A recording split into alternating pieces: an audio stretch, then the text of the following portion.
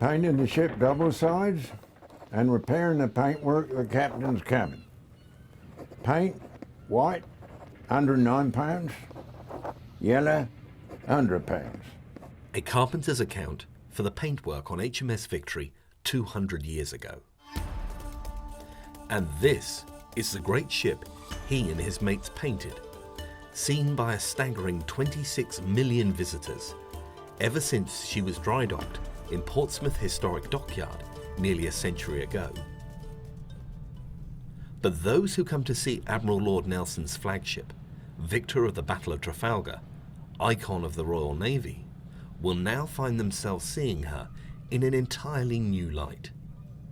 As you can see behind me, this is the 1925 colour scheme that was introduced when the ship came in for restoration in the early 1920s. We're currently washing down the ship's surface with a gentle soap and water solution to remove any salts and dirt that have accumulated. We'll then be filling any cracks in the caulking seam to ensure that we keep water away from the insides of the ship.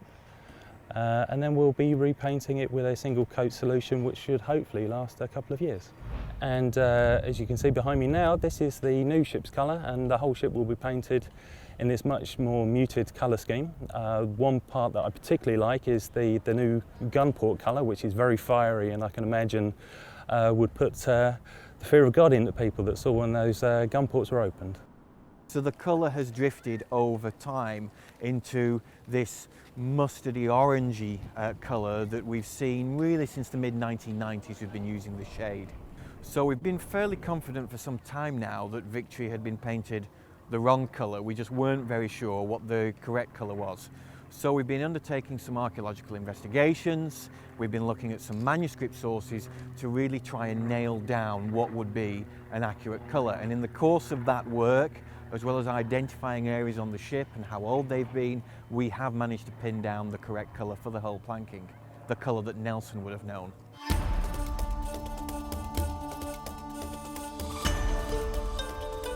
Sourcing the exact colour Nelson would have known required expert help.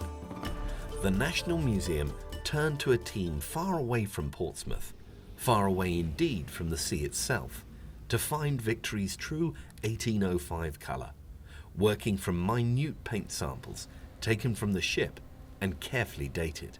Right, having brought the samples back to the lab, all the bags of samples in their small bags, we then go to mount the samples in the polyester resin, half filling the cells. We then put the samples on top it with resin. That's allowed to dry. We then polish that back and we get a selection of samples, obviously in the resin as this. So a row of samples or cross sections. And then place that underneath the microscope. And if we just bring it in 200 times magnification, we get a better look. Down at the base, the layer here, this orangey layer, we've identified in other parts of the vessel that date from 1802. And then the paint layer above that, intriguingly, has burn layers on the surface. You can clearly see them across there, which date from 1805. And it would be interesting to think that was the burning from the Battle of Trafalgar. And it's not just been a case of identifying one colour. A wide range was used on HMS Victory in her greatest days, the era of Nelson and Trafalgar. Those two had to be accurately identified, even as with the fiery red of the gun ports, working from original recipes. As you can see here, the external colours not a great deal different to they are now. The black, a little bit more muted ochre colour here instead of the more orangey colour.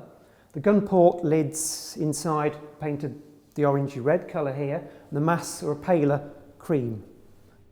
It would have been the job of the young apprentices to help the painters make their paint. You start off by a linseed oil base. In this case it's just a raw linseed oil, and into that we grind the pigment. Now it's the metal component in the pigment, in this case it's red lead, that helps the linseed oil to polymerise or to dry. You grind it into a paste in the oil, and then to that they would then add whiting, which is basic calcium carbonate. Now whiting has no colour properties when it's in the oil, so basically it makes the paint go further, but it doesn't change the colour, it goes translucent.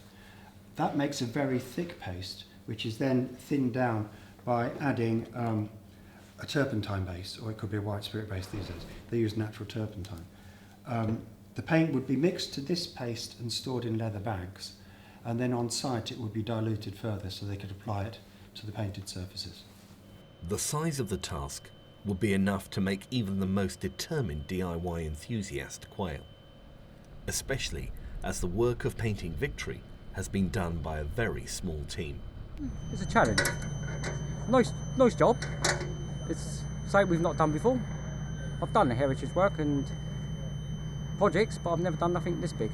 Learning curve, yeah, more than anything. And obviously, as you can see, the amount of caulking that's had to take place on there, it's just, that's thrown us a little bit, how much we've had to put into that.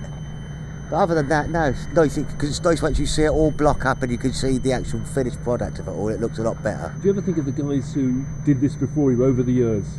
Oh yeah, I would have liked to have had that job. Painting that by hand, brush. Lean over the edge on a bit of rope, then no cherry pickers, did they? No excess. It was all ropes and hold on. Dave, I don't think I could have actually done it if I had to do it back in the olden days, not at all. No, we would have done it. No, I couldn't have handled Health that. and safety. Victory's fresh paint brings her to life again in the colours Nelson's captains and crews would have seen at Trafalgar. But, as with all change, some have jibbed at her new, true look. This quizzical comment appeared in a national newspaper. Do these interfering experts not realise what harm they have done? How many models of HMS Victory have pride of place in homes around the world? All will have to be repainted, because if the colours are wrong, it's not a replica scaled model anymore, but a ruddy toy. We've had people looking at this and saying, oh, it's pink. What on earth have you painted Victory pink for? That's probably why the French lost. You know, they spent so much time laughing at Victory. I don't see the pink myself. It's a pale terracotta colour or whatever you want to call it. People are a little bit resistant to change, but I think the really key point for us is that this is not what it might have looked like. This is not what it looked like if we'd have been doing it 200 years ago.